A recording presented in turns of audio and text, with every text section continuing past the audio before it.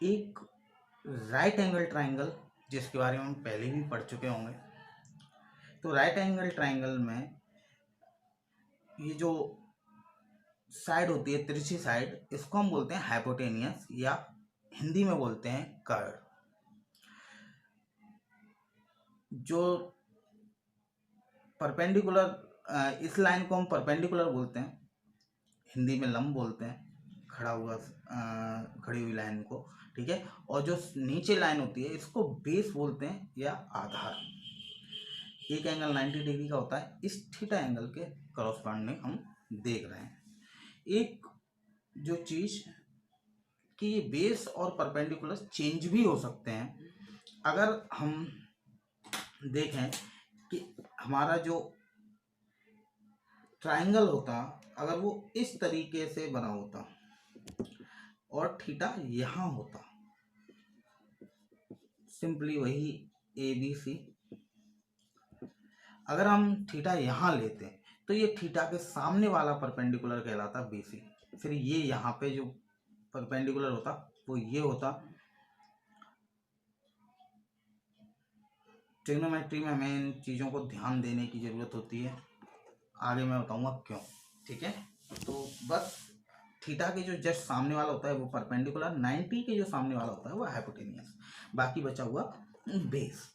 Simply हमको ये समझना है, ठीक है। तो इसमें टोटल 6 रेशियो होते हैं, sine, cos, tan, cot, sec, cosec. Sine, cos, tan, cot, sec, cosec, ठीक है।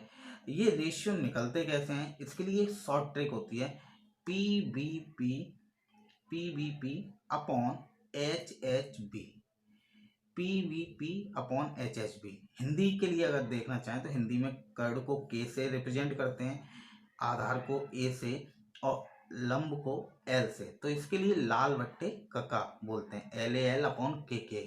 इसको याद करने की शॉर्ट ट्रिक है, पाकिस्तान भूखा प्यासा, हिंदुस्तान हरा भरा। इस तरीके से आप याद कर सकते हैं, ऑफ द रिकॉर्ड है ये आपको कहीं लिखा नहीं मिलेगा, पर याद करने के लिए हम जनरली यूज करते हैं। तो ये पहला रेशियो है पी अपॉन एच, इसको साइन, दूसरा बी अपॉन एच, इसको कॉस, तीसरा P upon B tan, same उल्टा यहाँ पे कॉट हो जाएगा B upon P, sec H upon B, और कोसेक एच अपॉन पी। और इन्हीं को हमने यहाँ पे लिखा हुआ है, sine theta is equal to P upon H. Hindi में अगर होता तो एल अपॉन के, लंब अपॉन कर्ड, ठीक है। और cos B upon H, Hindi में लिखते तो ए अपॉन के, आधार अपॉन कर्ड। Tan P upon B, perpendicular upon base, Hindi में लिखते तो लंब अपॉन आधा। सेम इसका रिवर्स हो जाएगा, P upon B, sorry B upon P, और अगर इसको हिंदी में लिखते तो आधार अपॉन लंब, एच अपॉन बी, कर्ड अपॉन आधार, और कॉसेक का होगा एच अपॉन पी, कर्ड अपॉन लंब। बहुत गौर से देखेंगे तो ये साइन और कोसेक एक दूसरे के रिवर्स हैं, रेसिप्रोकल हैं, पी अपॉन एच और एच अपॉन पी। तो हम sine theta is equal to 1 upon cosec theta लिख सकते हैं, cos theta is equal to 1 upon sec theta लिख सकते हैं, tan theta is equal to 1 upon cot theta लिख सकते हैं, cot theta is equal to 1 upon tan, ऐसे सेक 1 अपॉन कॉस, और कोसेक 1 अपॉन साइन। तो ये हमारे पास 6 बेसिक फॉर्मूले निकल के आए। इवन 6 नहीं, 12 हो गए, 12, 6 ये और 6 ये, ठीक है। तो 12 निकल के आए। 2 और फॉर्मूले होते हैं,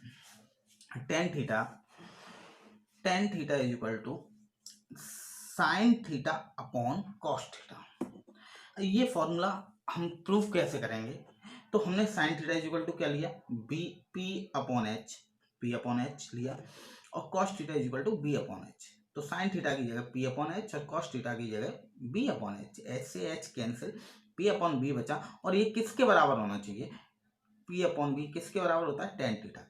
तो इसलिए हम इसको tan theta is equal to sine theta upon cos theta लिख सकते हैं। इसका जस्ट रिवर्स होता है, cot theta is equal to cos theta upon sine theta, वही रिवर्स प्रोसेस है, इस तरीके से कर लेंगे, ठीक है। अब आते हैं हम 3 हमारे पास फॉर्मूले होते हैं, sine square theta plus cos square theta is equal to 1 और sec square theta is equal to 1 plus tan square theta और cosec square theta is equal to 1 plus cot square theta. ये फॉर्मूले को प्रूव कैसे करें वो मैं करके बता रहा हूँ। ज़रूरत पड़ती है इसलिए इनको याद कर लीजिए, प्रूव करने की इतनी ज़रूरत नहीं पड़ती है, लेकिन फिर भी मैं आपको प्रूव करके बता दे रहा हूँ। Sine square theta plus cos square theta is equal to 1। अब हम ले लेते हैं LHS। LHS का मतलब होता है left hand side is equal to के इधर वाला पोर्शन लेफ्ट हैंड साइड कहलाता है, इधर वाला राइट हैंड साइड कहलाता है। अगर आपने अभी तक नहीं पढ़ा है तो हम इसको यूज करके इधर के पोर्शन को प्रूव कर सकते हैं, इसलिए हम LHS लिया। ठीक है, तो LHS में हमारे पास क्या पोर्शन है, sine square theta plus cos square theta और साइन थीटा हमने क्या लिया था, P अपॉन H। तो साइन स्क्वायर क्या हो जाएगा, P square upon H square और cos theta is equal to हमने क्या लिया था, B अपॉन H। तो ये क्या हो जाएगा, B square upon H square. ठीक है, और इन दोनों में H स्क्वायर एलसीएम हो जाएगा और P square plus B square. एक बहुत इंपॉर्टेंट चीज़ बताना मैं भूल गया हूँ, पाइथागोरस थ्योरम। तो मैं उसे थोड़ा सा ब्रीफ कर दे रहा हूँ, वैसे ज़्यादातर लोगों ने पढ़ी होगी पाइथागोरस थ्योरम। पाइथागोरस थ्योरम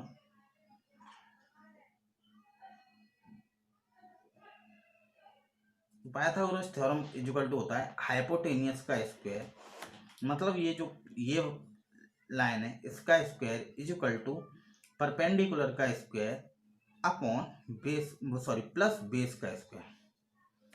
तो ये हाइपोटेनियस पाइथागोरस थ्योरम है जो यूज होती है। अगर हिंदी में लिखना चाहें तो कर्ड का स्क्वायर इज इक्वल टू लंब का स्क्वायर प्लस आधार का स्क्वायर। बहुत सारे लोगों ने पढ़ी होगी।